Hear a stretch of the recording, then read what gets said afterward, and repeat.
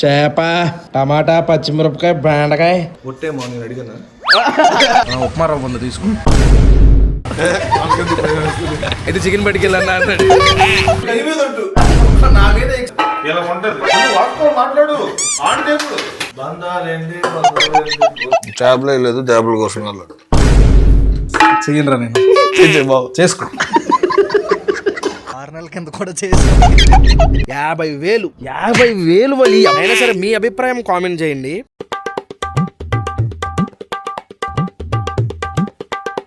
Good morning my hello నమస్తే అస్సలాము అలైకుం. Welcome back to the new vlog. ఈరోజు పొద్దున్నే బయట వర్షం పడుతుంది. పొద్దున్నే కాదు 11:30 పొద్దున్నుంచి కూడా పడుతుంది. మా వాడికి బాలింత్రాలు కోరికలు వస్తూ ఉంటాయి కదా, అలానే ఈరోజు చేపల కూర కోరిక వచ్చింది అనమాట. నీ ఒక్కడి కోసం మీరు చేపల కోసం వండుకోవట్లేదు ఇంట్లో. ఒట్టే మార్నింగ్ అడిగానా? టీషర్ట్ చాలా బాగుంది. ఎక్కడిది? వెనక్కి తిరుగు. నా టీషర్ట్ నీకు సరిపోయిందంటే ఇద్దరం ఒకటేలా ఉన్నామేంట్రా బాబు కొంప తీసి. కానీ వీడియోలో అలా లేంగా. ఓవర్ సైజు ఈ మనిషి కరెక్ట్ ఫిట్, రెగ్యులర్ ఫిట్.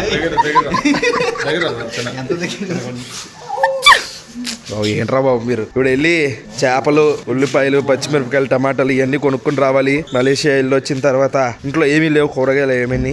రండిరా, ఆ బండి రిపేర్ చేయించండి రా బాబు. ప్రతిదానికి కార్లో వెళ్ళాలంటే పెట్రోల్ తోలు తీరిపోతుంది. ఏమాత్రం లేట్ చేయకుండా వ్లాగ్ స్టార్ట్ చేసేద్దాం. వ్లాగ్లోకి వెళ్ళే ముందు లైక్ చేయడం మర్చిపోద్దు. చేలో ఫిష్ దగ్గరికి కిలోన్నర చెప్పాను రా నేను. రవ్వ ఉందా? ఉప్మా రవ్వ ఉంది తీసుకో. రవ్వ చేస్తున్నాడు చేప. చెప్పాం లైవ్. అదేంట్రా బాబు అంత ఉంది. మిగిలిపోయిన మటన్ అంట, చికెన్ అంట దీనికి వేస్తున్నారేంటి అంతలా ఉంది? కింద పడిపోయింది. భయం వేసిందామా? కేజీన్నర ఉంది. మంచి ఫిష్ చేయరా? కళ్ళు పళ్ళు తీసే చేపని తెలియకూడదు అంటున్నాడు. అయితే చికెన్ పట్టుకెళ్ళన్నా అన్నాడు.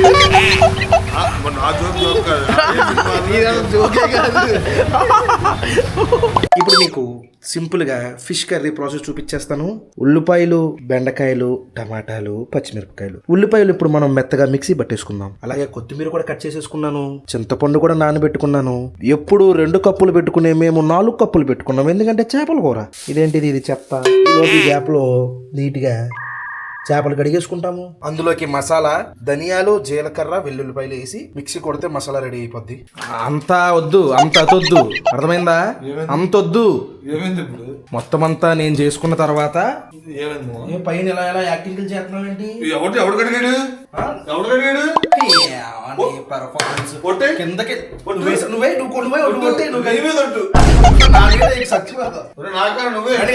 మనం ఉల్లిపాయలు వేసేద్దాం. ఉల్లిపాయలు పేస్ట్ వేసేసుకుందాం. ఓకే. నేను వాసన తేడా వస్తుంది నూనె, పప్పు నూనె వల్ల. ఇన్ని ముళ్ళు ఉన్నాయండి దీంట్లో.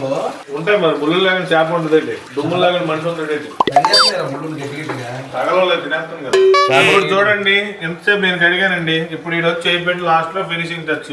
నాకేం ఇప్పుడు గరిట ఇచ్చాడు, నువ్వు చూడరా నువ్వు వీడియో చెప్తున్నారు కదా అని. ఇలా ఉంటది. మళ్ళీ ఏమో వీడియోలో ఏమో వాడే చేస్తాడు, ఏదో నాకు ఏడు వండి పెట్టేస్తూ నేను తినడానికి వచ్చినట్టు తిండిపోతులా చూపిస్తాడు. మనసులో చెప్పు మా నవ్వుతావేంటి? చెప్పు మా ఉండి వాస్తవాలు మాట్లాడు. ఆడితే ఇప్పుడు ఏ జన్మలో ఏ పాపం చేసుకున్నానే గాని బంధాలేంటి. నెక్స్ట్ ఇందులో పచ్చిమిరపకాయలు వేసుకుందాం. పచ్చిమిరపకాయలు మనం కొయ్యలేదన్నమాట, చిన్న చిన్న కన్నాలు పెట్టాం. ఇది పచ్చివాసన పోయేదాకా దీన్ని కాసేపు వేపుదాం. ఇప్పుడు మనం ఏదైతే మసాలాలు ప్రిపేర్ చేసుకున్నామో అందులో సగం మసాలాలు ఇప్పుడు వేసేసుకుందాం. మిగిలింది చివర్లో వేయాలన్నమాట. ఆల్రెడీ చేపల కూర స్మెల్ వచ్చేస్తుంది చూసామో. చేపలే లేదు, చేపల కోసం వెళ్ళాడు. వస్తుంది. సూపర్. అబ్బా వదిలిపోయింది మా చేపల కూర మాత్రం సూపర్గా ఉంది. చెయ్యరా నేను బాబు చేసుకో. వద్దు అలా అనుకోండి. సారీ చెప్పు. ఏంటి సారీ చెప్పు. సారీ చెప్పాలా? సారీ చెప్పాలా? సారీ చెప్పాలా? నువ్వు అతివాడు. సారీ చెప్పాలా? సారీ చెప్పాను కదరా. చెప్పలేదు మాడిపోతుంది. సారీ నీ బదులు బదులారి. ఉప్పు కారం రాసుకున్న చేపల్ని ఇప్పుడు ఇందులో పచ్చివాసన పోయింది కదా, మనం మసాలాలు వేసుకున్న తర్వాత అందులో వేసేద్దాం. ఇది కూడా లాగేద్దాం. ఉండండి, ముక్క పచ్చిగానే ఉంది కాబట్టి ఇరిగిపోదు అనమాట. నీటికి కలిపేద్దాం. ఇది మా ప్రాసెస్. పైకి కొడు. సెకండ్ ఫ్లోర్కి వెళ్ళిపోవాలి. కొడు. తెలుసు మావా నీ స్కిల్స్ నాకు. సూపర్. Okay fine. కాసేపు 2 నిమిషాలు దీన్ని ఇలా ఉంచుదాం. చింతపండు పులుపు వేసేసుకుంటున్నాం ఇప్పుడు. ముక్కలు మునిగేదాకా వేసుకోవాలన్నమాట పులుపు. అది పులుపు వేసేసాను. మరి గోదావరి చేపల పులుసు అంటే మినిమం ఉంటుంది. ఇది వేసాం కదా, ఇప్పుడు ఇందులో బెండకాయలు కూడా వేసేద్దాం. బెండకాయ, పచ్చిమిరపకాయ, ఆ చేప మలిపుకుని తింటే మామూలుగా ఉండదు టేస్ట్. కొత్త కొత్తలు ఆడుతుంది. ఇప్పుడు మనం మిగిలిన మసాలా కూడా అందులో వేసేసుకుందాం. మాకు కొంచెం మసాలా ఎక్కువైనట్టు అనిపిస్తుంది. పర్లేదు, అయినా సరే వేసేద్దాం. మాకు కొంచెం కారం ఎక్కువైనా మసాలా ఎక్కువైనా ఏమనుకోకు మావా. బాత్రూమ్ చూసుకున్నావు, నువ్వు చెప్పిన సిద్ధాంతం అంతే. చేయడం ఎక్కువ మావా, నువ్వు ఏం చేసినా తింటాను. నేను అదే అంటున్నాను, నీకు చేయడం ఎక్కువ అని. రెడీ అయిపోయింది. వేడి వేడి అన్నం ఎవరిది ఆడే పెట్టుకోవాలి. వండడం వరకే నాది. మేము సాయం చేసాంగా. ఏం చేసావు? వచ్చి చెడగొట్టావు. ఎవడరా తెచ్చింది ఉల్లిపాయలు? కంట్లో నీళ్ళు కళ్ళు ఎడగొట్టాయి చూడు. ఉండాలి కొంచెం. ఇవన్నీ నువ్వే చేస్తావా? ఓకే, చేప, టమాటా, పచ్చిమిరపకాయ, బెండకాయ,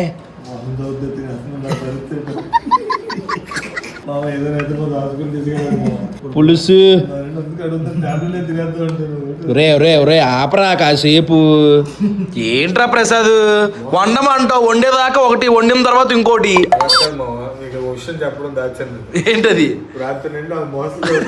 మరి చేపల కూర ఎందుకు నీకు? మళ్ళీ వండవు కదా అని చెప్పి చెప్పలేదు కానీ ఇప్పుడు నాకు ఎందుకు తేడా కొట్టేసి.